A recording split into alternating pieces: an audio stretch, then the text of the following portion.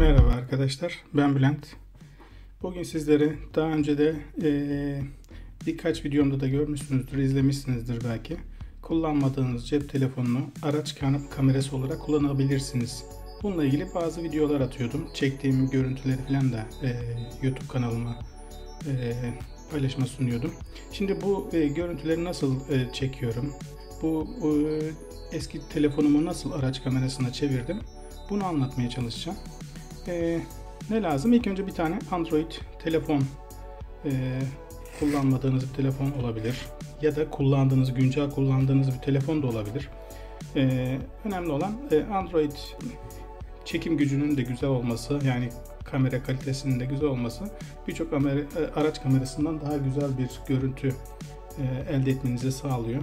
Gördüğünüz gibi telefon ekranı kırık. Bu S7 Edge. Daha önce 2 kere ekranını kırmıştım. Yere düştüğü için kırılmıştı. Değiştirdim. Bayağı da para ödedim. Neredeyse yeni telefon alacak kadar para ödedim. Bu 3. düşüşünde artık pes ettim. Ama çalışıyor yani. Herhangi bir sorunu yok. Şu anda da göreceğiniz gibi telefon çalışıyor. Hatta sim kart takılıyken de kullanabiliyordum ama şu üzerindeki pembe çizgi artık bazı tuhaf sorulara sebep olduğu için ben de artık bu telefonu bir kenara bırakmıştım. Ama YouTube'da bir video gördüm. Orada cep telefonunu araç kamerasına çevirmişlerdi ve ben de oradan yola çıkarak bunu yaptım. Nasıl yaptım? Şimdi size onu göstermeye çalışacağım. İlk önce bu telefonunuza Play Store'dan şu arama sayfasına Autoboy Karakutu, ben daha önce yazdığım için hemen çıktı. Şunu ilk açıyoruz ve 2 tane görüyorsunuz çıkıyor. Bir tanesi Pro, bu ücretli olanı, ama biz üsttekini indiriyoruz. Bu da yeterli oluyor çünkü bayağı işimizi görüyor. Ben daha önce indirdiğim için şu anda indirmeyeceğim. Buradan çıkıyorum şimdi.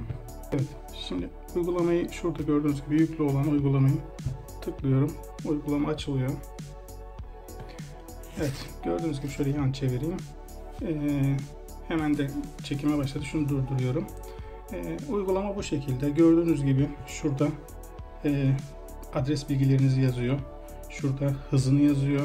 Kayıt süresinin dakikasını gösteriyor bize. İşte ne kadar hafızalandığını gösteriyor. Şurada anlık fotoğraf çekebiliyorsunuz. Video kaydını manuel olarak da başlatabiliyorsunuz. Otomatik kendi de başlıyor. Şimdi birazdan onları anlatacağım. İlk önce şuradan yan taraftan şu ayarları görüyorsunuz. YouTube, video, fotoğraf, tercihler çıkıyor. Burada YouTube yazan yere tıklarsanız eğer, bu sizin YouTube kanalınıza çektiğiniz videoları göndermenize yarıyor. Tıklayalım. İşte bakın, işte benim YouTube kanalıma giriyor. Buraya izin verirseniz bunlara çektiğiniz videoları oraya aktarmanızı sağlıyor. Ama ben bunu kullanmıyorum. Çıkıyorum şimdi.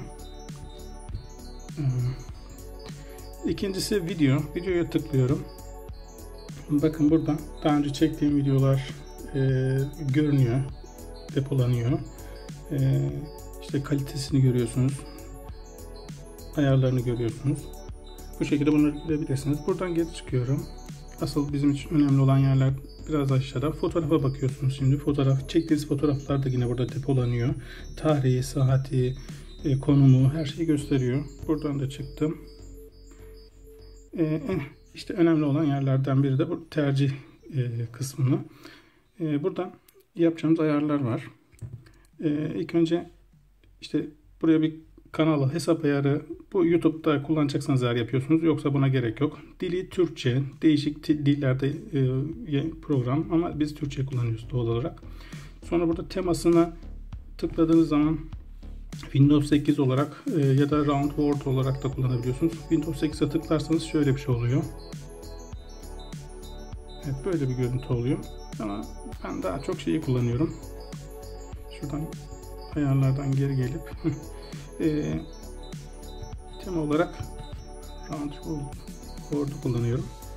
Ya bu çok önemli değil. Bunu geçtik. Ekran da yönlendirme manzara şeklinde olabiliyor. Tam ekran modu olabiliyor. Güç modu olabiliyor.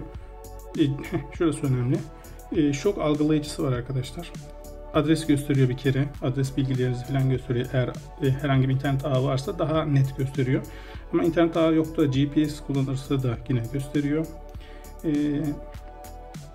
İşte şok sensörü var. Bu nedir? Bir çarpışma falan herhangi bir şey olduğunda bu sensörler onu algılıyor ve hemen size bir kayıt yapıyor. Ne kadar kayıt yapıyor? Siz belirliyorsunuz onu. Ben onu sanırım 5 dakika olarak belirlemiştim. Sonra şok sensör hassasiyeti var. Normal, yüksek gibi böyle şeyleri var.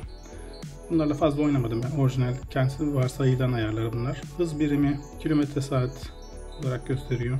Tarih biçimi var. Kayıt otomatik yeniden başlatma var. Mesela çarpışma oldu.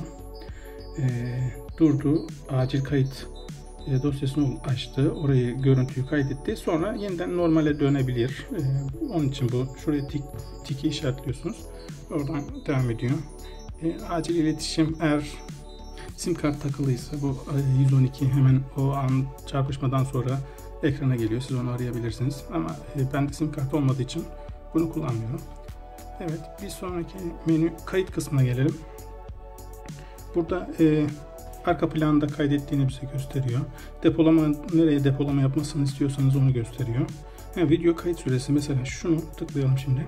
1 dakika, şu ekranı şöyle gösterirsem bakın şurada görüyor. 1 dakika, 5 dakika, 10 dakika, 20, 30, 40, 50, 3 saate kadar böyle kayıt yapılabiliyor.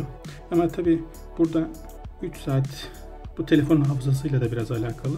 Bir de mesela 3 saat dolduğunda en baştan 3 saatlik bir bölümü tekrar sileceği için bu pek mantıklı olmayacaktır. Şunu hemen kapatıyorum. Sonra maksimum depolama alanını bunu siz seçebiliyorsunuz arkadaşlar. Ben onu 4 GB olarak ayırdım bu telefonda ama siz daha fazla ya da daha az da ayırabilirsiniz. Bu hafızanın dolana kadar kaydını yapar. Diyelim 5'er dakika ile seçtiniz. 5'er dakika kaydını yapar. Dolduğunda tekrar en baştaki 5 dakikayı siler. Döngüsel kayıt yapıyor yani. Ses isterseniz sesle birlikte kayıt yapıyor. Video kalitesi yüksek arkadaşlar. Yüksek kalitede çekim yapabiliyor. Sonra enstantane çekimi yani anlık fotoğraf çekiyor. Fotoğraf çözünürlüğü görüyorsunuz 1920-1080 çok güzel. Anlık 1 dakika aralarla çekebiliyor. Evet gördüğünüz gibi bu tür. Bunları ben fazla ayarları değiştirmediğim için kullanmadığım için şey yapmıyorum, ellemiyorum. Sonra gelişmişler var. Burada GPS şu önemli. Mesela şurayı biraz kaldırdığım zaman dock algılama diye bir şey var. Ben bunu kullanmıyorum ama siz eğer mesela kablo ile kullanacaksanız telefonunuzu kabloyu taktığınızda kamera otomatik kayda başlayacak. Ama ben şu ikinci GPS ayarını kullanıyorum. Yani GPS'im açık. Arabayla bağlantı gerçekleştiğinde hemen kayda başlıyor. Ben mesela Nissan Connect'i ayarlamıştım. O Nissan'la hemen bağlandığında arabamla eşleştiğinde hemen kaydına başlıyor zaten. Ben başka herhangi bir şey yapmama gerek kalmıyor. Bunu da bir videoyla yine bu videonun sonunda ekleyeceğim videoda da görebilirsiniz. Arka planda kayıt yapıyor. İşte şarjı azaldığında, düşük pil uyarısı aldığında 1 dakika sonra kapanıyor. Şarj bağlantısı kesildiğinde 30 saniye sonra kendini durduruyor. Bu tür bilgi kısmı var. Orası o kadar önemli değil. Evet arkadaşlar gördüğünüz gibi bence çok güzel bir şey. Tavsiye ediyorum. Siz de kullanabilirsiniz. Ben bunu bu şekilde arabaya monte ederek kullanıyorum. Yani herhangi bir kablo kullanmadan yapıyorum. Telefonun şarjı bitene kadar kullanıyorum. Ama siz isterseniz daha uzun süreler kullanmak isterseniz mesela şarjla çakmaklıktan çekeceğiniz bir kabloyla da çalışmasını sağlayabilirsiniz. Evet, teşekkürler. Lütfen bundan sonraki videomu da bunun sonuna ekleyeceğim videoyu da izleyin. Hem bu arabanın üzerinde nasıl durduğunu, orada nasıl çalıştığını, nasıl kayıt yaptığını da göstereceğim. Arkadaşlar merhaba. Daha önce de videolarımda izlemişsinizdir. Kullanmadığınız cep telefonunu, eski cep telefonlarını araç kamerası olarak kullanabilirsiniz. Bakın benim şu anda gördüğünüz eski kullanmadığım cep telefonum S7H. Bunun içerisine Ataboy Kara Kutu diye bir uygulama yükledim. Tıpkı bir araç kamerası gibi bütün o araç kamerasının özelliklerini gösteriyor. Bakın hızını da gösteriyor. Konumunu da gösteriyor. Kablo derdin yok. Herhangi bir kablo filan ben eklemedim hiçbir tarafını. Sadece telefonun kendi şarjıyla çekim yapıyor. Sadece şu aparatı cama sabitlemek için aldım, o kadar. Yani siz de bu şekilde bir çözüm bulabilirsiniz. Çok kalıcı bir çözüm olmaz. Böyle eğlence amaçlı gezi yerlerine giderken, gezerken kullanabileceğiniz bir şeydir, yöntemdir bu. Yani eğer hoşunuza giderse siz de yapabilirsiniz. Bu araba çalışınca direkt otomatik açılıyor mu? Açıldı yani. Nasıl ayarladın onu? Bluetooth'la bağlanıyor. Şeyi var. Ayarı var. Aha. Diyorsun ki Bluetooth'la bağlandığında otomatik başla diyorsun. Şeyi de çekiyor. Anlık fotoğraf çekiyor. Kaza mesela çarpışma oldu. He. Onu kaydediyor. Kenarda bir dosya olarak saklıyor sana. 1 dakikalık. Çok iyiymiş. İşte diyorum hani şu araç kameralarının bütün özelliklerini taşıyor. Bir tane uygulama var, tamam mı? He. Adı neydi? Çocuğa söndürüyor bana ya. Otoboy Kara Kutu diye bir uygulama var. He. Onu indiriyorsun buna. He. Bu kadar. Ondan sonra şu aparatı aldım işte. Cama da sabitledim. Normalde araç kamerası da bunları yapıyor zaten. Döngüsel telefonun 4 GB'ını işte bu programa ayırdım. Oraya kaydediyor. Bir de HD çekim yaptırıyorum. 1080. Görüntü de güzel oluyor yani. Peki otomatik siliyor mu yüklenen şeyleri? Tamam. Eğer o 4 GB'ında olunca en öndekini siliyor. Çok güzel. Üstüne kaydediyor işte. Dur bakayım, ben yeni telefon alırsam. Burcu'nun telefonu var. Ben de Eski onu telefonunu o şekilde kullanabilirsin. Çünkü araç kamerası olsa şey yapacağım. Ona şarjsız işte kabloyla çekeceğim. Bir bağlantı kuracağım falan. Bunda hiç öyle bir derdin yok. Telefonun şarjı bitene kadar. Bu tabii uzun süreli sürekli kalmaz arabada.